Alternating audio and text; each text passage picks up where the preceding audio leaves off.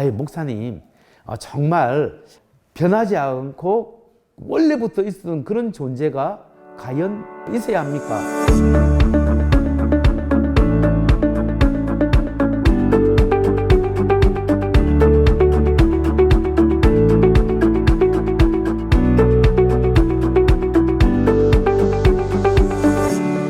하나님 존재에 대한 논리적 근거를 먼저 한번 생각해 보겠습니다. 먼저 여러분, 우리가 부인할 수 없는 것이 나는 존재한다. 내가 존재한다는 것이 부인할 수 없습니다. 그리고 내 근처에 내가 보고 느끼는 이 물체, 물질, 이 세상이 존재하는 것도 부인할 수 없죠. 근데 나는 우연적 존재다. contingent being이라고 합니다. 나는 우연적 존재라는 말은 뭐냐면 나는 유한하고 변한다라는 거죠. 다시 말하면 제가 태어났습니까? 제가 원래부터 있었습니까? 저 태어났잖아요. 그러니까 우리 부모님에 의해서 제가 태어났습니다. 태어나는 저는 어릴 때 응애하고 태어난 데부터 지금 계속 자라서 나중에 이제 늙어서 죽게 될 것입니다. 그러니까 저는 태어난 것은 죽음을 맞이하기 때문에 유한합니다. 그리고 저는 점점 육체가 변합니다.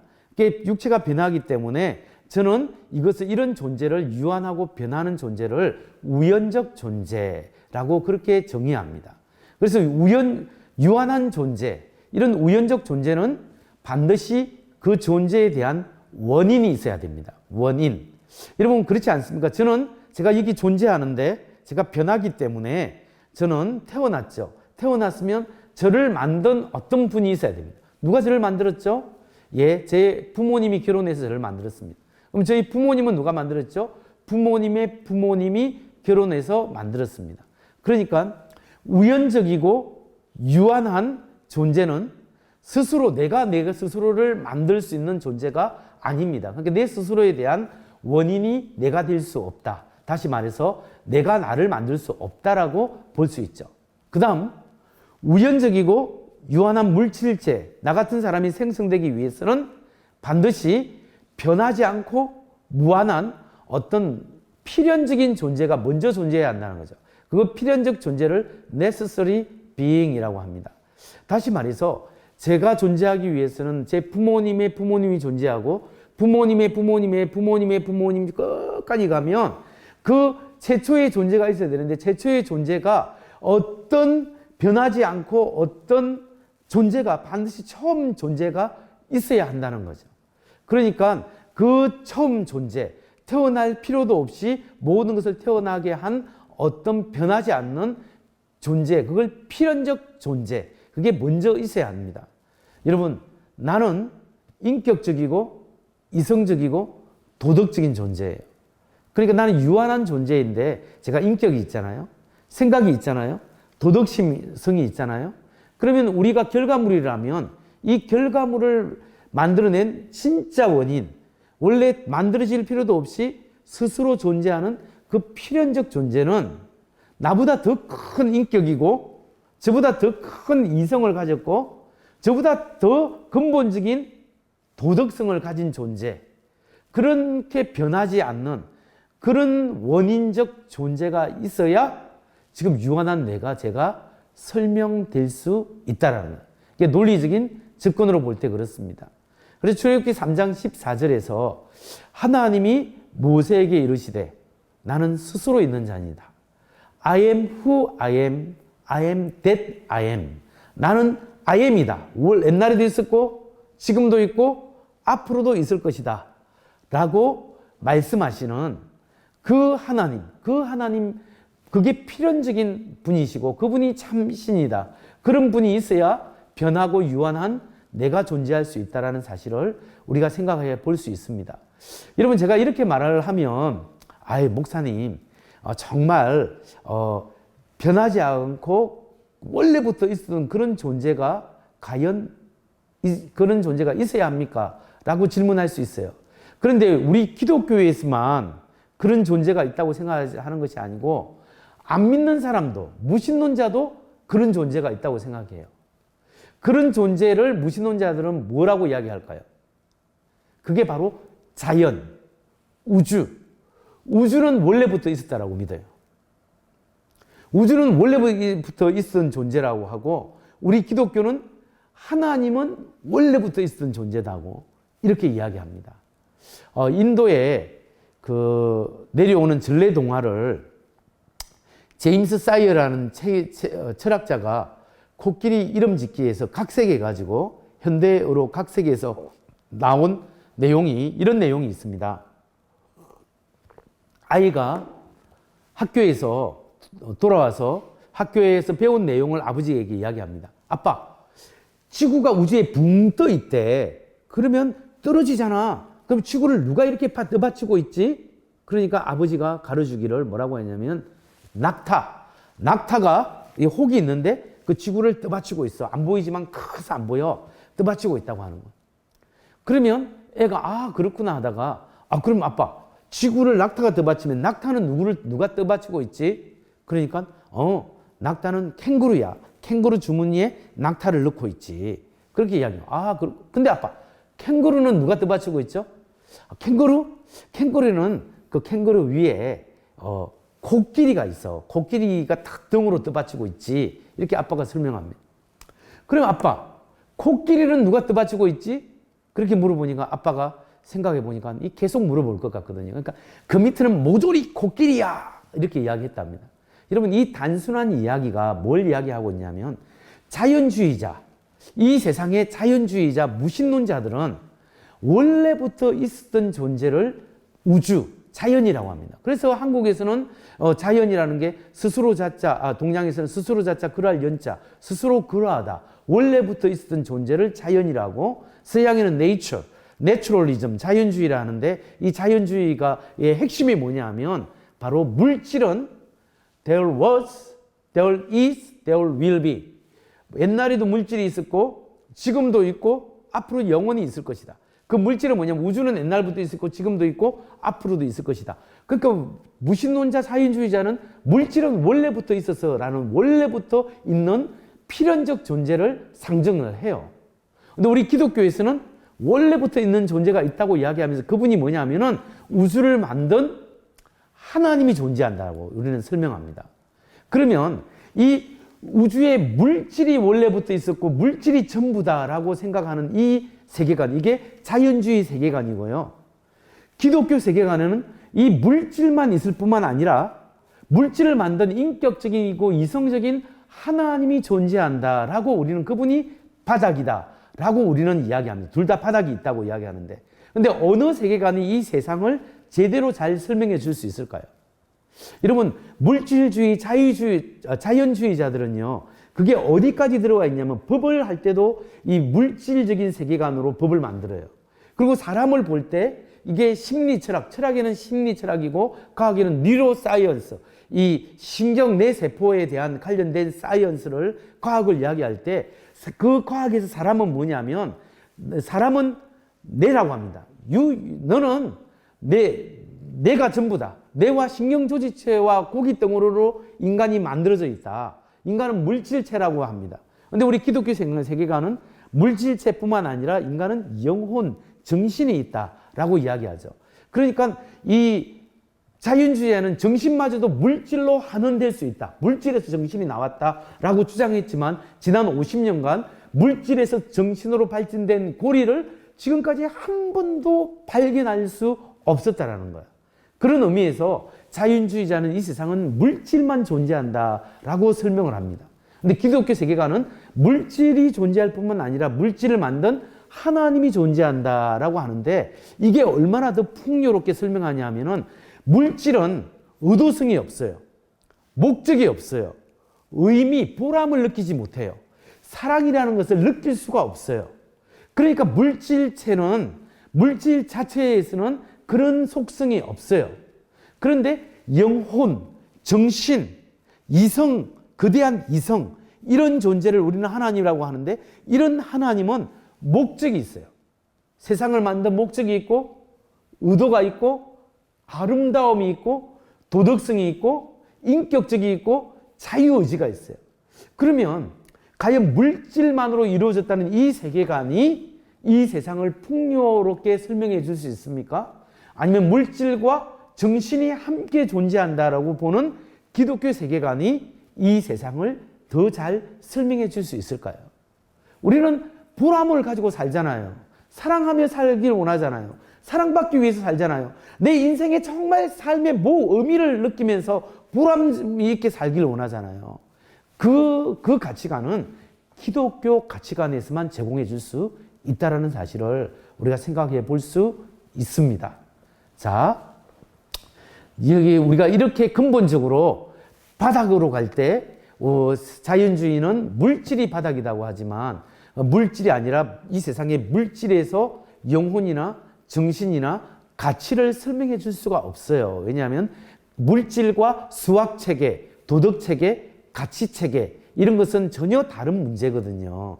그런 의미에서 우리는 이런 수학체계, 도덕체계, 가치와 목적과 보람과 인격과 이런 것들을 만들어내신 근본 되신 인격체인 하나님이 가장 필연적인 변치 않는 바닥으로서 우주를 만들어내고 사람을 만들어냈다고 보는 것이 가장 타당합니다. 그런 의미에서 하나님의 존재를 믿는 것이 훨씬 더 믿기에 합당하다 이렇게 볼 수 있는 거죠. 자, 하나님의 존재에 대한 세 가지 대표적인 증거가 있는데 하나님을 눈으로 보여줄 수는 없지만 하나님을 믿는 것이 이런 점을 통해서 하나님이 계시다라는 것이 훨씬 더 믿기에 합당하다 이렇게 보여줄 수 이야기할 수 있거든요. 그게 뭐냐면 첫 번째 하나는 우주를 보라. 우주를 보면 하나님을 알 수 있어요. 하나님이 우주고 있다는 것이 하나님이 계시다는 증거가 될 수 있어요. 두 번째, 생명체에 지적으로 설계되어 있는 그 모습을 보면 예를 들어서 DNA 같은 것 이런 지적으로 설계된 이 생명체를 바라볼 때 하나님이 계시다는 사실을 알 수 있고요. 세 번째는 우리의 도덕성, 인간의 도덕성 자체가 어디서부터 왔는가? 하나님이 아니면 이 도덕성의 기원을 설명할 길이 없습니다. 그래서 우주와 지적 설계와 도덕적 존재 증거 이 세 가지가 한꺼번에 연결되어 있는 거예요. 그러니까 이 세 가지에 연결되어 있는 증거들을 통해서 우리는 충분히 하나님이 살아계심을 알 수 있다라는 사실을 여러분 꼭 아는 것이 중요하겠습니다. 하나님이 우주론적 존재 증거, 그러니까 우주를 바라보라. 하나님이 계시다. 이 사실에 대해서 이야기하겠습니다. 여러분, 우주가 굉장히 크잖아요. 우주가 엄청 큽니다. 우주가 얼마나 크냐면 하늘의 별이 엄청나게 많은데 여러분, 제가 애들한테 설교할 때 이런 퀴즈를 자주 내요. 하늘에 별이 많을까? 바다에 모래알이 많을까? 아니면 바다의 모래알과 사하라 사막들에 있는 모래와 해변가의 모래가 많을까? 아니면 하늘에 떠 있는 별들이 많을까? 라고 질문해 보면 아이들이 대부분 이 바다의 모래알, 지구에 있는 모래알이 훨씬 많습니다. 라고 대답합니다. 그런데 사실은 하늘의 별이 더 많답니다. 7배가 많답니다. 이게 어떻게 아냐면 지적도가 발전되어 있어서 그 몇 평방미터의 모래알이 어느 정도 들어가는 걸 세면 그걸 다 알 수가 있대요. 숫자를 대충 알 수 있는데 하늘의 별하고 비교해 보면 하늘의 별이 7배가 많대요. 그러면 이 우주가 얼마나 커요? 엄청나게 큰 우주예요. 근데 이 우주를 보면 하나님이 존재한다는 사실을 우리가 잘 알 수 있습니다. 근데 우주를 보면 하나님이 존재하는 것을 알 수 있는데 세 가지 중요한 질문이 있어요. 우주론적 존재 증거에서 하나는 첫 번째는 우주는 시작이 있는가 없는가? 우주는 시작이 있는가 없는가? 두 번째는 시작이 있다면 그 시작은 어떤 원인에 의해서 시작이 되는가? 원인 없이 아무런 원인 없이 그냥 저절로 생겼는가? 세 번째, 만일에 우주가 시작이 있고 어떤 원인이 있다면 그 원인은 어떤 인격체인가? 아니면 또 다른 물질체인가? 이게 문제가 되겠죠. 그래서 만일에 시작이 있고 그 다음에 원인이 있고 원인이 인격체라면 그건 하나님이 계시다는 증거가 될 수 있겠습니다. 자, 그런 의미에서 저는 우주의 시작이 있다고 그렇게 믿습니다. 여러분, 우리가 1950년대 이때까지 보통 정확히는 1920년대 후반까지는 우주는 시작이 없다고 생각을 했습니다. 우주는 그냥 평평하고 정체되어 있는 정상 우주론이라고 원래부터 쫙 있는 우주라고 생각을 했습니다. 그런데 이게 1929년 허블이 우주 망원경을 통해서 이 우주가 팽창하고 있다라는 적색 편의 현상을 발견하게 된 거죠.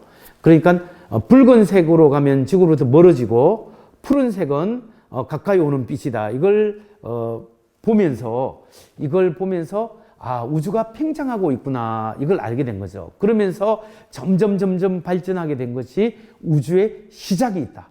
옛날에는 우주는 시작도 없고 끝도 없다고 생각했습니다. 그러니까 자연주의가 말이 된 거죠.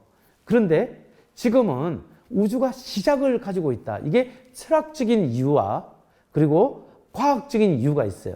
근데 오늘 조금 다룰 것은 약간 어려운 철학적인 논쟁을 먼저 소개하고자 합니다. 사실 그걸 소개 안 해도 되지만 그냥 참고 삼아 이번에 한번 소개를 해보려고 합니다.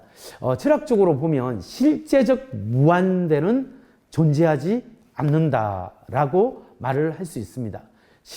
실제적 무한대. 실제적 무한대를 믿는 사람들은 이 시작점이 없다라고 주장을 합니다. 그러면 실제적 무한대가 뭘까요?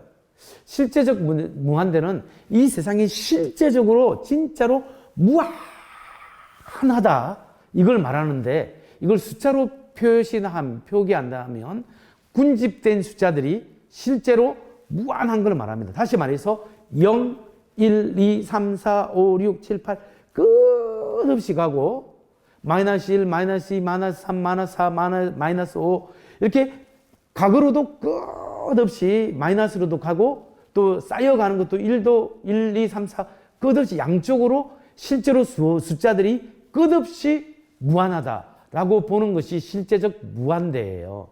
그러니까 이거 실제적 무한대를 생각해 보면 이것은 현실적으로 실제적으로 이 세상이 무한하게 열려 있다라고, 그런 것은 존재하지 않는다고 보는 것이 합당해요. 왜 그러냐 하면요, 예를 들어서 이 공간에 무한수, 무한대의 빨간 사과를 여기에 넣어놨어요. 몇 개예요? 무한대. 그러면 거기에다가 무한대의 푸른 사과를 넣었어요. 무한대의 푸른 사과 몇 개예요? 무한대. 그럼 전체 합치면 몇 개예요? 무한수예요. 무한대예요.